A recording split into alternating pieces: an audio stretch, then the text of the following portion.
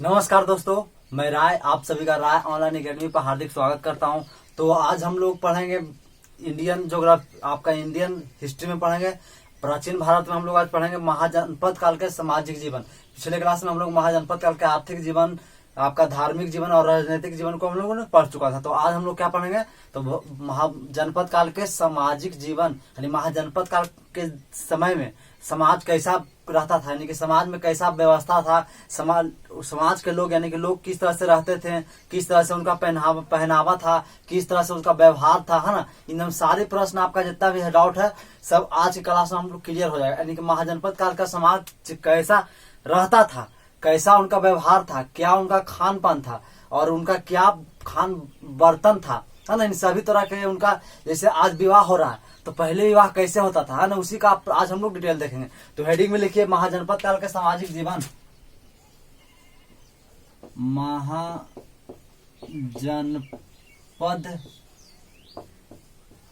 काल के सामाजिक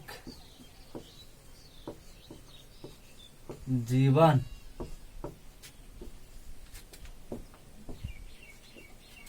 महाजनपद काल के सामाजिक जीवन आज हम लोग पढ़ेंगे क्या, सबसे पहले महाजनपद काल के सामाजिक जीवन। तो आप हेडिंग में पहला इसका एक पहला जीएस सामाजिक जीवन में क्या बनेगा, तो आपको पता होगा कि ऋग्वैदिक काल में वर्ण व्यवस्था कितने था। ऋग्वैदिक काल में वर्ण व्यवस्था 4 था। आपका कौन हो गया, तो आपका ब्राह्मण, क्षत्रिय, वैश्य और शूद्र। लेकिन उस समय ऋग्वैदिक काल में वर्ण व्यवस्था यानी जाति यानी वर्ण किस पर तय किया जाता था, तो कर्म पर। अगर अच्छा यानी कि ब्राह्मण पढ़ने लिखने वाला काम करे तो ब्राह्मण, भुजा उजा आपका बॉडी बिल्डर है तो क्षत्रिय। लेकिन वही जब उत्तर वैदिक काल आते आते उस वही वर्ण व्यवस्था किसमें बदल गया, तो जाति के आधार पर बदल गया। यानी कि आप अगर आज आपका मान लीजिए आपके पूर्वज ब्राह्मण थे तो उस वंश में यानी कि उसके यहाँ जितना भी जब बचा होगा उसके पोता उसके पोता उसके पोता जो भी होगा तो ब्राह्मण कहलाएगा। अगर आपके पूर्वज शूद्र थे तो आज से आप भी शूद्र कहलाइएगा, चाहे आप पढ़ने में क्यों अच्छा हो या ना हो, अच्छा है भी तो भी आप शूद्र कहलाइएगा, ब्राह्मण नहीं कहलाइएगा। ठीक उसी प्रकार उत्तर महाजनपद काल आ गया, यानी उत्तर वैदिक के बाद कौन आया, तो महाजनपद काल। तो महाजनपद काल में भी वही सिस्टम चला, यानी कि जाति यानी कि वर्ण व्यवस्था किस पर तय करने लगा, तो जन्म के आधार पर तय करने लगा। यानी कि आपका जन्म हुआ क्षत्रिय में तो यानी कि आपका क्षत्रिय परिवार में हुआ तो आप क्षत्रिय कहलाइएगा। भले आपका पतला दुबला है ना, तो भी आप क्षत्रिय कहलाइएगा। जैसे आप मान लीजिए कि आप शूद्र जन्म लिए तो आपका परिवार शूद्र है तो आपका अगर आप पढ़ने लिखने में भी अच्छा है या फिर आपका बॉडी बिल्डर है तो भी आप शूद्र कहलाइएगा, है ना। तो ठीक है, उसी प्रकार महाजनपद काल में तो बताइए सबसे अच्छा स्थिति किसका रहेगा, ब्राह्मण का, क्षत्रिय का, शूद्र का और वैश्य का। तो सबसे अच्छा स्थिति किसको रहेगा, तो ब्राह्मण का, क्योंकि पूजा पाठ करवाएगा, है ना। पूजा पाठ करवाएगा तो उसे तो सबसे यानी कि सभी लोग उसको मान आदर करेंगे। यानी कि 3 अलग क्षत्रिय, ब्राह्मण, क्षत्रिय, वैश्य और शूद्र उसको मान भाव देंगे, है ना। तो सबसे अच्छा स्थिति इसमें किसका था, तो ब्राह्मण का। तो आपका पहला जीएस हो गया, ब्राह्मण का सबसे अच्छा स्थिति था, यानी श्रेष्ठ। इस महाजनपद काल में ब्राह्मण अन्य वर्णों से श्रेष्ठ है ना। अब यहाँ पहला जीएस बन गया। दूसरा देखिएगा, महाजनपद काल में आपको पता हो कि उत्तर वैदिक, देखिए ऋग वैदिक काल में छुआछूत नहीं आया, लेकिन वही उत्तर वैदिक आया। चूंकि वर्ण अब किस पे तय कर होने लगा, तो कर्म जात आपका जन्म के आधार पर।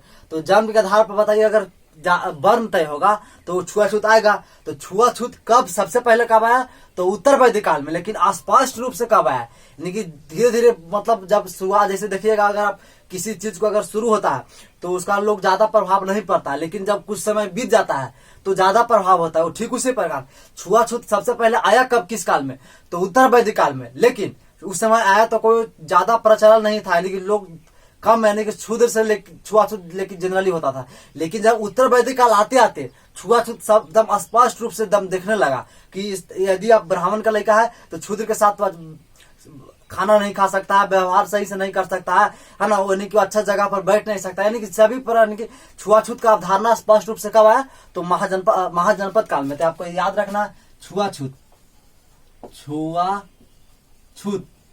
अब देखिए तीसरा जीएस इसमें क्या है महाजनपद काल का सामाजिक जीवन में, तो इसका महाजनपद काल में सामाजिक जीवन में 8 प्रकार का विवाह होता था। यानी पहले, आज भी देखिएगा अलग अलग विवाह होता है, लेकिन पहले के काल में यानी महाजनपद काल में भी 8 प्रकार के विवाह का उल्लेख मिलता है। कितने प्रकार के, 8 प्रकार के विवाह का उल्लेख मिलता है।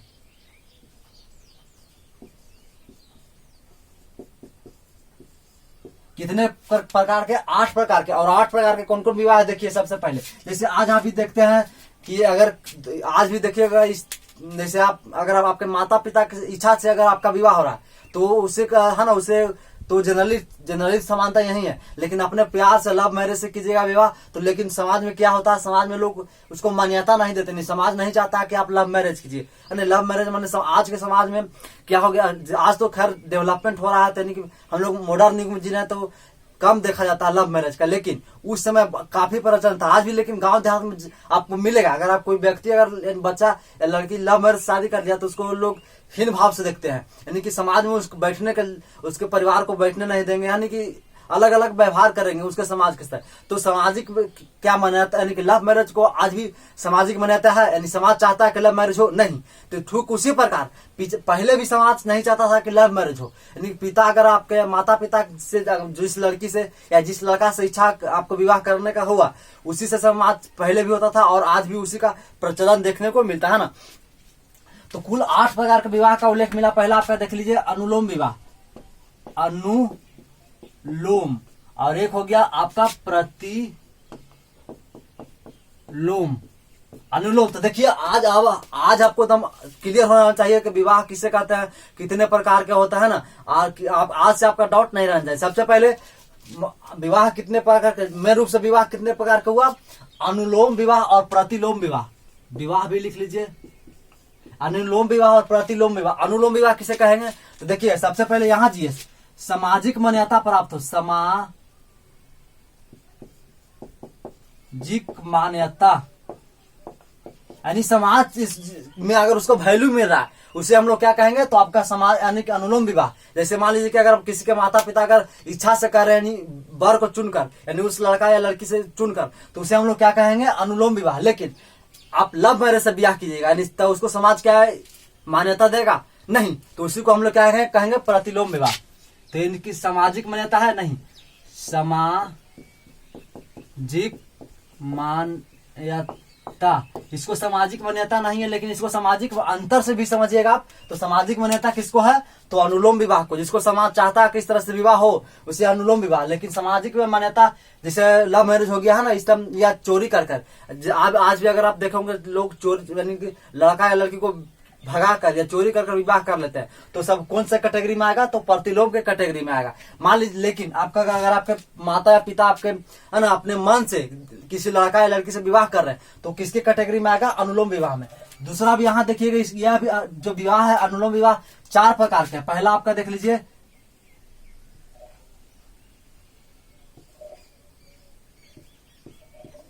ब्राह विवाह, दूसरा आप देख लीजिए अर्श विवाह, तीसरा आप देख लीजिए प्रजापत्य विवाह, और चौथा देख लीजिए दैव विवाह। कुल कितने विवाह अनुलोम विवाह में, 4 विवाह। उसी प्रकार 4 विवाह इसको भी इधर में आपको मिलेगा। पहला आपका कौन हो गया, तो राक्षस विवाह, इधर विवाह भी लिख लीजिए। दूसरा आपका क्या हो जाएगा, पैशाच विवाह। तीसरा आपका को हो गया तो गाधव विवाह, और चौथा हो गया क्या, रासच, असुर, यहाँ लिखिए असुर विवाह। यानी कि कुल अनुलोम विवाह में कितने प्रकार के विवाह होंगे, ब्राह विवाह, आर्ष विवाह, प्रजापत विवाह और दैव विवाह। सबसे पहले समझेंगे कि ब्राह विवाह किसे कहते हैं। तो सबसे पहले समझना, मान लीजिए कि माता पिता, ब्राह विवाह समझिएगा, माता पिता अगर अपने इच्छा से वर को या बधू है ना वर को चुनकर, यानी वर को चुनकर विवाह करेंगे तो सब लोग क्या कहेंगे, ब्राह विवाह। ब्राह विवाह में आपको क्या समझना है कि माता पिता की इच्छा से हो रहा है, माता पिता इच्छा से योग वर को चुनेंगे। योग वर मतलब जो योग उनको अनुसार लगे कि हमारा योग वर है, चुनकर और उसको उपहार देंगे, योग वर को उपहार देंगे, उसे हम लोग क्या कहेंगे, ब्राह विवाह। तो ये ध्यान रखिएगा, योग प्लस क्या होना चाहिए, उपहार। यानी किसको उपहार देंगे, तो वर यानी कि दुल्हा पक्ष को उपहार देंगे। यानी माता पिता योग वर को क्या करेंगे, चुनेंगे, यानी तलाश कर अगर मिल गया योग वर मिल गया तो क्या करेंगे, उनको उपहार से विवाह, अपने पुत्री को विवाह करेंगे। जैसे राम का विवाह हुआ था, आप समझ सकते हैं राम विवाह की इसी कैटेगरी से हुआ था। यानी राम का विवाह किस कैटेगरी से हुआ था, तो ब्राह विवाह की कैटेगरी से हुआ था। यानी कि उनके जो देख लीजिए माता पिता है ना, आपका ये हो गए जनक, अपने पुत्री सीता का विवाह किस तरह के योग वर चुन रहे थे। योग वर चुनने के लिए उन्हें कंडीशन लगा दिया कि जो इस धनुष को उठाकर है ना प्रतिचांसा चढ़ाएगा उसी से विवाह करेंगे। यानी योग वर चुनना चाहते, योग वर चुनकर और साथ ही उपहार भी दिए कौन, राजा जनक राम को, है ना। तो अगर उपहार भी मिले तो उसे हम लोग क्या कहेंगे, ब्राह विवाह। लेकिन आर्ष विवाह में आपको समझना है किसमें, किसको मिल रहा है, तो वर को मिल रहा है। लेकिन इसके अपोजिट मान लीजिए कि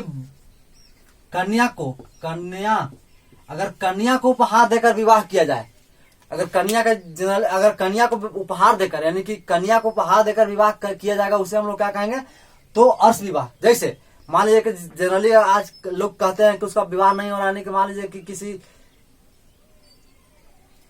मतलब लड़की गरीब है और लड़का अमीर है, और लड़का किस तरह से विकलांग हो गया कि या अन्य कोई आपका उसमें फॉल्ट है, तो देखिएगा उसको लड़का जो वर होता है वो अपने यहाँ से पैसा उसको देता है, पैसा देकर लड़की को विवाह करता है ना। ठीक उसी प्रकार कैटेगरी में कौन है, अगर वर पक्ष यानी कन्यादान के बदले, यानी वैसा विवाह जिसमें कन्यादान के बदले वर पक्ष के द्वारा उचित उपहार उस समय क्या मिलता था, तो चूंकि महाजनपद काल पढ़ रहे हैं तो गाय, एक जोड़ा गाय मिलेगा और एक जोड़ा भैंस आपका बैल मिलेगा, है ना। तो उचित उपहार के साथ विवाह किया था, उसे हम लोग क्या कहेंगे, तो अर्श विवाह। अब हम लोग समझेंगे प्रजापत, तो बिना लेन देन के अगर कोई विवाह हो रहा, बिना लेन देन अगर कोई लेन देन के नहीं हो रहा, उसी विवाह को हम लोग क्या कहेंगे, प्रजापत विवाह। अब बाकी बच गया दैव विवाह। दैव विवाह देखिए, दैविक अनुसंधान, मान लीजिए कि अनुसंधान मतलब कोई अगर व्यक्ति पूजा पाठ कर रहा है और दूसरा से दूसरा अगर राजा आकर अपनी पुत्री को विवाह करना चाहता है, तो उसे हम लोग क्या कहेंगे, दैव विवाह कहेंगे। दैविक अनुसंधान यानी पूजा पाठ के दौरान अगर विवाह हो जाए तो उसे हम लोग दैविक अनुसंधान आपका दैव विवाह कहते हैं। तो अनुलोम विवाह समझ गए होंगे। तो अब हम लोग समझेंगे प्रतिलोम विवाह किसे कहते हैं। तो राक्षस विवाह में आपको पहला हो गया, इसको सामाजिक मान्यता प्राप्त नहीं है। दूसरा राक्षस विवाह, सबसे पहले मान राक्षस किसे कहेंगे, तो अगर अपहरण करके, अगर मान लीजिए कि आपका लड़का या लड़की को स्त्री यानी अपहरण करके विवाह होता है, तो उसे हम लोग क्या कहेंगे, उसे राक्षस विवाह की कैटेगरी में डालेंगे। यानी वैसा विवाह जिसमें अपहरण के द्वारा विवाह होता है, उसे हम लोग क्या कहेंगे, राक्षस विवाह। पैशाच विवाह समझेंगे। पैशाच विवाह किसे कहेंगे, तो इसमें नींद या बेहोश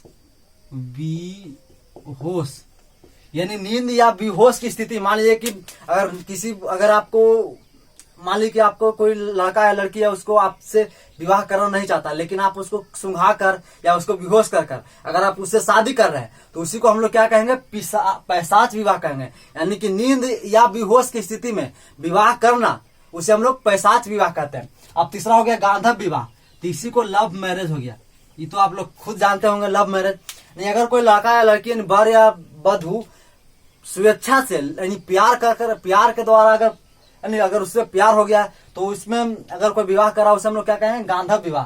तो हम आप सभी को सलाह देंगे कि इस तरह का विवाह नहीं कीजिए। देखिए जनरली लव मैरिज से जो विवाह होता है ज्यादा समय तक टिक नहीं पाता है। चाहे कोई भी आपका लव मैरिज, किसी एग्जाम्पल देख लीजिए 2-4 को छोड़कर, जनरली देखा जाता है, ज्यादातर देखा जाता है कि जो लव मैरिज का विवाह होता है आगे जाकर टूट ही जाता है। तो वैसा विवाह न कीजिए। आपको माता पिता जिससे आपको विवाह कराना चाहते हैं उसी से कीजिए। कारण अगर आपके माता पिता के इच्छा से अगर आपका विवाह होगा तो आगे चलकर आपका बेनिफिट होगा, आपको आदर संस्कार देंगे। लेकिन आप लव मैरिज से कीजिएगा तो आपका तनाशाह उल्टा, आपको सब चीज मतलब एक तरह से कह सकते हैं कि आपका प्रेशर देगी, है ना, और आपका व्यवहार भी सही तरह से उस नहीं होगा। तो हम कोशिश ये कीजिए कि लव मैरिज से विवाह न करने का प्रयास कीजिए। यानी जिससे आपका माता पिता विवाह करवा रहे है ना, तो उससे ही विवाह करने का प्रयास कीजिएगा। चलिए हम लोग समझ गए। तो गांधर्व विवाह किसे कहते हैं, तो लव मैरिज के से अगर जो प्यार के द्वारा अगर विवाह हो रहा तो गांधर्व विवाह। बाकी बच गया असुर विवाह।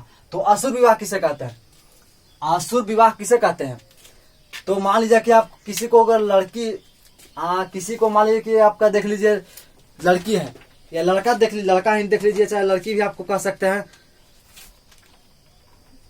है ना, यानी कि लड़का या लड़की भी आप उसको कह सकते हैं। मान लीजिए कि उसको विवाह नहीं हो रहा,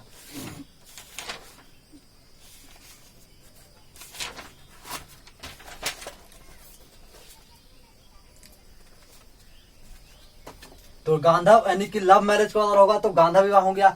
अब असुर विवाह सबसे पहले समझना हो, तो असुर विवाह मान लीजिए कि लड़की यानी कन्या को खरीद कर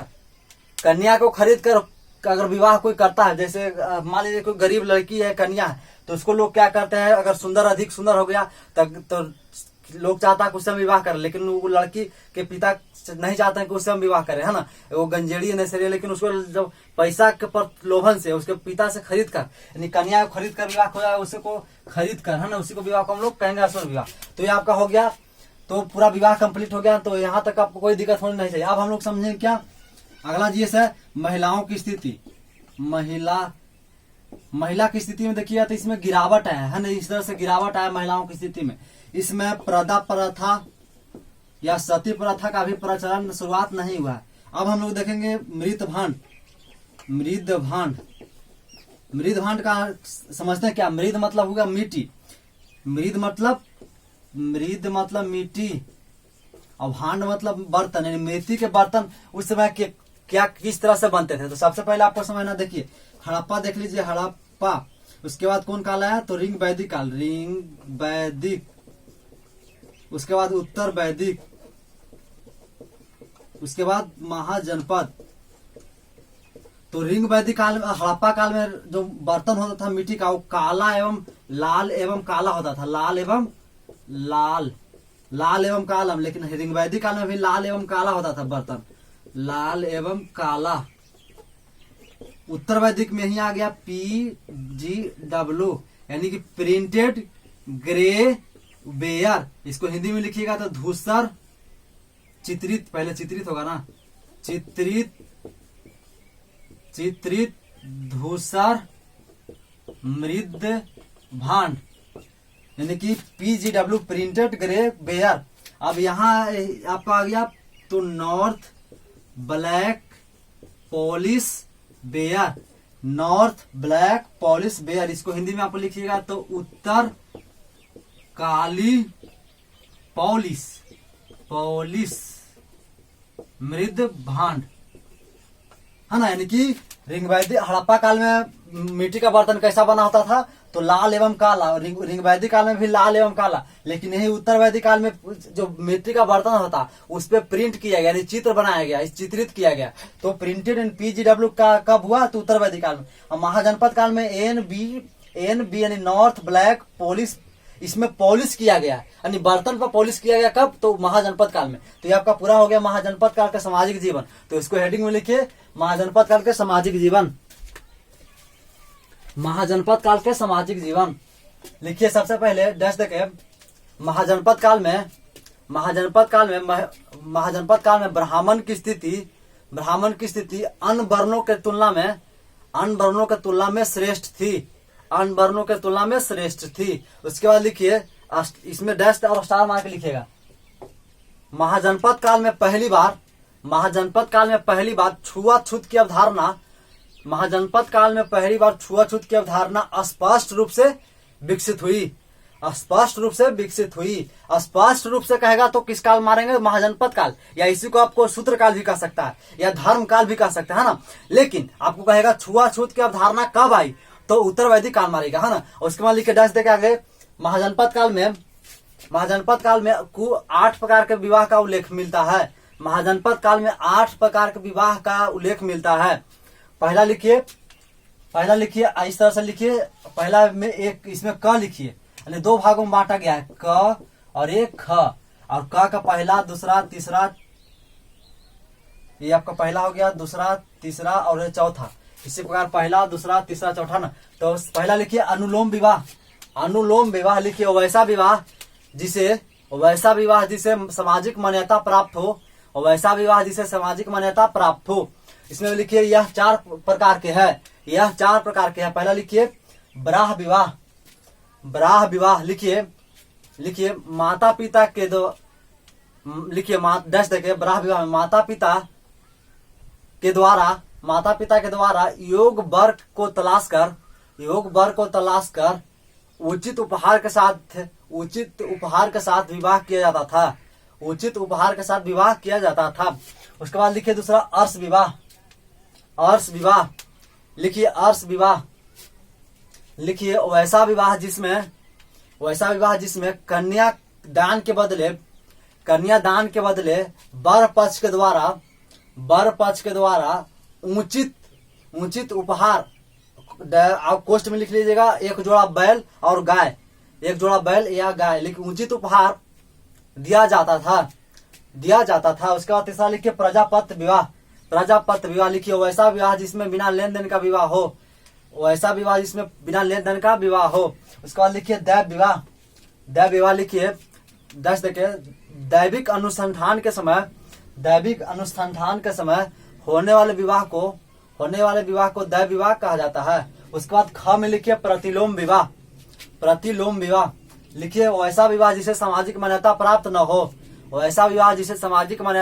न हो। पहला लिखिए इसमें लिखिए इसमें यह 4 प्रकार का होता है ना, और लिखिए पहला राक्षस विवाह, और इसमें लिखिए अपहरण के द्वारा होने वाले